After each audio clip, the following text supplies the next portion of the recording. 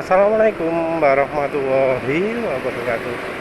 Jadi kali ini penulis ingin bahas soal eh, ganti roller ringan, triknya untuk meningkatkan akselerasi. Jadi mungkin kalau yang apa jenenge ya, yang pro gitu ya, ngomong saya pakai roller lebih ringan. Kalau yang sudah mapan motornya, sudah modif mantep motornya, oh saya pakai roller ringan ukuran segini segini gini, terus kemiringan apa jenenge, kemiringan piringannya itu mbah apa sih jenenge, puli depan atau puli belakang sih diganti. Yang depan ya itu diganti sekian derajat, yang belakang sekian, terus tentu lubang rollernya juga dibobot, entah modelnya kayak apa ya, karena kemiringan roller itu juga penting. Kemiringan jalur roller itu juga penting. Tapi kadang ini bikin inspirasi orang yang pingin niru-niru. Tapi orang yang niru-niru itu sering kecewa ya, sering kecewa karena yang namanya resep untuk modifikasi itu nggak bisa di copy paste sembarangan, nggak bisa ditiru sembarangan. Hanya kondisi khusus ini maka enak kalau ini, kondisi khusus ini enak kalau ini. Nah, kalau dalam situasi seperti standar ya, motornya standar, penulis kok lebih sering dengar testimoni atau cerita nyesel ya untuk modifikasi roller jadi lebih ringan. Biasanya sih karena kebablasan ya. Turunnya 2, turunnya 3 gitu ya, nyesel balik lagi gitu. Jadi ya kejadiannya seperti itu ya, apalagi ketika tradisinya orang Indonesia kalau nyoba roller gitu ditutup total ya, seringannya ya, jarang dalam kondisi mesin terbuka gitu. Beda dengan rider luar negeri yang kalau ya modifikasi roller mesin itu dibuka ya. Tapi ngeri juga loh ya, soalnya penulis pernah lihat di video shot atau di Facebook gitu ya, karena bagian apanya di CVT ada yang terbang gitu ya, sehingga bagian urat kaki itu putus. Jadi karena saking kencangnya lajunya itu ya, sampai ada putus, sehingga aduh ngeri lah. Kaki jadi lemah, terayun-ayun gitu. Wah, guys. Emang namanya modifikasi motor itu harus hati-hati ya, karena kalau nggak hati-hati, wah resikonya ngeri ya. Tapi balik lagi ya, orang itu modifikasi roller lebih ringan itu ya maunya sih, maunya tarikannya lebih enak, terus akselerasi lebih oke. Tapi ya nyatanya kenyataan nggak begitu. Karena apa? Karena pakai roller lebih ringan itu hanya akan membuat RPM di kecepatan yang sama itu lebih tinggi, karena ya rollernya jadi males gerak, rasio gigi jadi sulit pindah ke yang lebih tinggi atau rendah. Lebih sulit untuk pindah ya yang lebih tinggi, wes anggap baik gitu ya. Jadi rasionya tetap ya, nggak berubah banyak. Baru kalau mesin sudah berputar kencang, rasio gigi akan berpindah. Jadi untuk kecepatan yang sama, RPM-nya lebih tinggi. Nah, masalahnya adalah karena tenaga motor matic itu adanya di RPM rendah, kecuali di mesin-mesin dyno tertentu ya. Tapi biasanya dyno motor matic itu tenaga ada di RPM rendah, karena memang torsi itu ditujukan supaya datar atau makin menurun. Yang terjadi ketika rollernya lebih ringan, tenaga malah berkurang ya. Karena tapi orang sendiri biasanya nggak merasakan ya dari sisi tenaga itu. Yang lebih dirasakan itu adalah mesin lebih menderu ya. RPM itu jadi lebih tinggi untuk kecepatan yang sama. Nah, ini memberikan sensasi akselerasi bertambah, padahal ya bisa jadi enggak. Orang juga kalau review ya sering ngomong, ya mas tarikan makin enak, makin mantep gitu ya. Seringnya tanpa bukti video ya. Nggak pernah misalnya diukur, oh akselerasinya kecepatan segini sampai segini gitu. Itu meningkat 0,0 berapa detik gitu ya.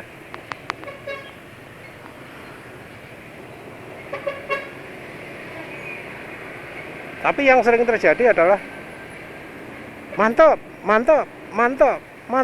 enak, nggak ada datanya.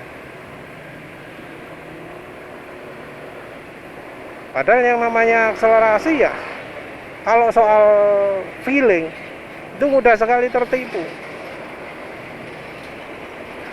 Feeling akselerasi itu jauh lebih mudah menipu orang daripada kalau menilai oli. Suara kasar halus itu lebih mudah dibandingkan daripada kalau membandingkan akselerasi.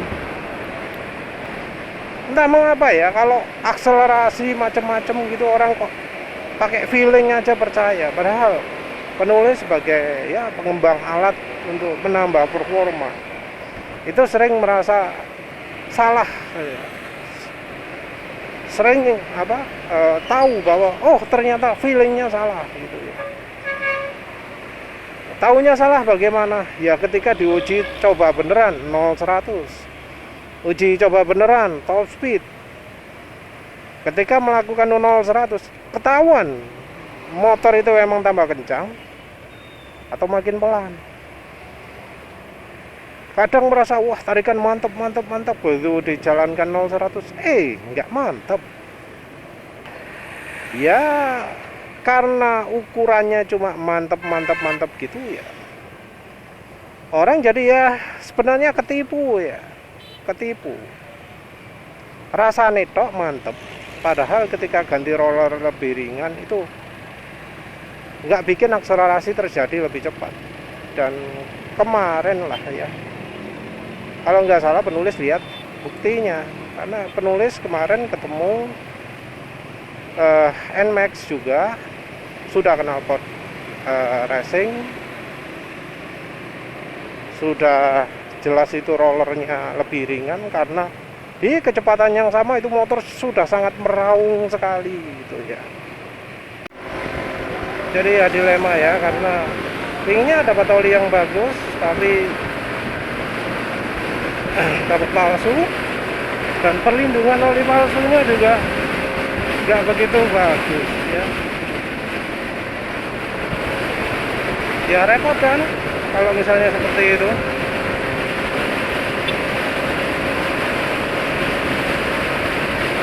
Jadi ya kita mau bagaimana lagi sebagai konsumen.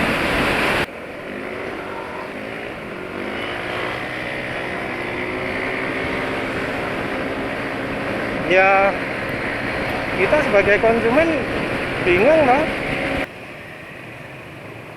Yang penulis jumpai satu, motor itu top speednya lebih rendah daripada motor penulis dalam posisi sama-sama duduk tegak ya. Dalam kondisi sama-sama duduk tegak, motor itu lebih lambat, top speednya lebih rendah.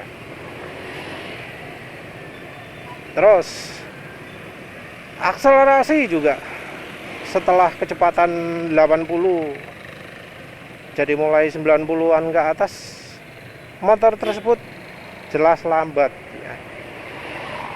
Padahal motor penulis ini dalam kondisi tercekik lah istilahnya. Motor penulis ini sedang pakai silek yang membuat saluran aslinya yang menuju ke filter itu jadi lebih kecil lubangnya, jadi sekitar 2,3 atau 2,2 cm. Terus selain itu panjangnya juga sekitar berapa ya, mungkin tambah 10 cm ya. Dari aslinya ya mungkin kira-kira 15 cm, jadi total 25 cm kira-kira ya, penulis lupa, gak ngurut penulis. Jadi udara masuknya itu diperkecil dan diperpanjang. Yang kalau dari asumsi yang selama ini ada, itu motor ini motor kayak pakai masker, saluran udaranya terhambat.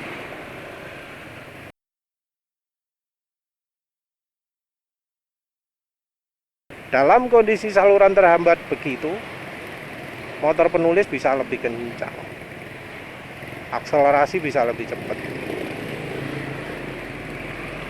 Aneh toh ya. Roller penulis belum pernah ganti, yang ganti masih PLT toh. PL ganti di 37.000 km. Sekarang wis piro? Tambah 3.700 lagi, umur PLT-nya 3.700 km.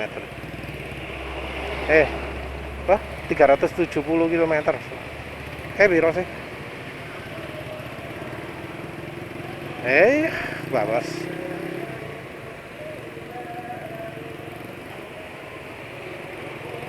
Iki 372 ono komane enggak sih?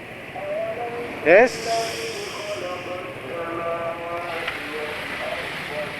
Mbuh lah angkone angel ini. Kayaknya sih enggak ada komanya ya. Dari suara motor, suaranya knalpotnya itu menurut penulis harus mantap ya. Don gitu ya. Apalagi dengan RPM yang lebih tinggi. Wah, wis top banget lah suaranya. Tuningan mesinnya juga menurut penulis itu sudah pas ya. Ya karena memang penulis membandingkan dengan suara knalpotnya penulis yang walau standaran paling senyap, tapi wes ada karakternya lah. Jadi suara mesin wes mantap. Sentakan juga kelihatan, digas langsung budal ya. Tapi motor penulis juga gitu sih ya, kondisi setelah pakai silek sentakannya lebih spontan juga.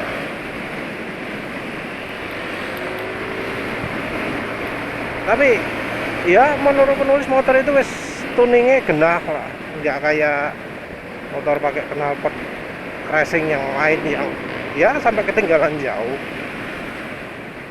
Motor itu kelihatan ya cukup responsif, cukup kencang. Tapi saya kalah ya dengan motor penulis. Mungkin karena motor penulis sekarang lagi pakai bensin Pertamax. Biasanya pakai Pertalite, biasanya lelet ya. Sekarang pakai Pertamax, juga pakai silek yang kalau diukur dari 0-100 malah lebih kencang daripada kalau daknya, saluran yang menuju ke filternya dilepas. Bahkan yang aneh ya, ketika pakai saluran panjang justru akselerasi di kecepatan di atas 100-nya yang lebih cepat. Jadi justru kecepatan kecepatan setelah 95 atau 90 km per jam itu justru yang lebih cepat dibanding dengan akselerasi kecepatan lain. Anehnya seperti itu. Yang lain cuma beda-beda dikit. yang setelahnya 90 yang lebih kenceng malah. Tapi yang balik lagi ya, kalau misal pakai modif sederhana, mengecilkan saluran intai keluar, bisa memperkencang, ya rasanya lebih baik pakai itu aja ya daripada ganti roller. Karena ganti roller itu biasanya orang kecewa, oh terlalu ringan, terus akhirnya bongkar lagi, coba yang agak beratan sedikit sampai akhirnya nemu pas. Dan itu pun harus menyesuaikan dengan modif lain-lain. Jadi kalau modifnya bore up, ya rollernya harus sekian. Modif cuma injektor dong, ya cuma sekian. Itu ya. Jadi betul-betul nggak bisa general gitu ya. Ini 0-100 belakangan hari ini lambat terus ya, apa karena angin ya. Tapi ya wis sudahlah wis. Ya wis itu aja lah intinya. Daripada ngecilkan roller, mending coba ngecilkan saluran intai keluar dulu sampai nemu yang pas. Kalau misalnya nggak ada rencana untuk ganti ECU, nggak ada rencana untuk ganti piston, nggak ada rencana untuk ganti silinder, nggak ada rencana bore up atau apa, itu dulu aja. Soalnya kalau modif CVT itu betul-betul harus sesuai dengan karakter tenaga mesinnya. Kalau nggak sesuai ya tetap aja walau sudah dimodif tenaga berlimpah, kalau posisinya salah yo percuma kan. Ya wis itu saja. Terima kasih udah menonton. Assalamualaikum warahmatullahi wabarakatuh.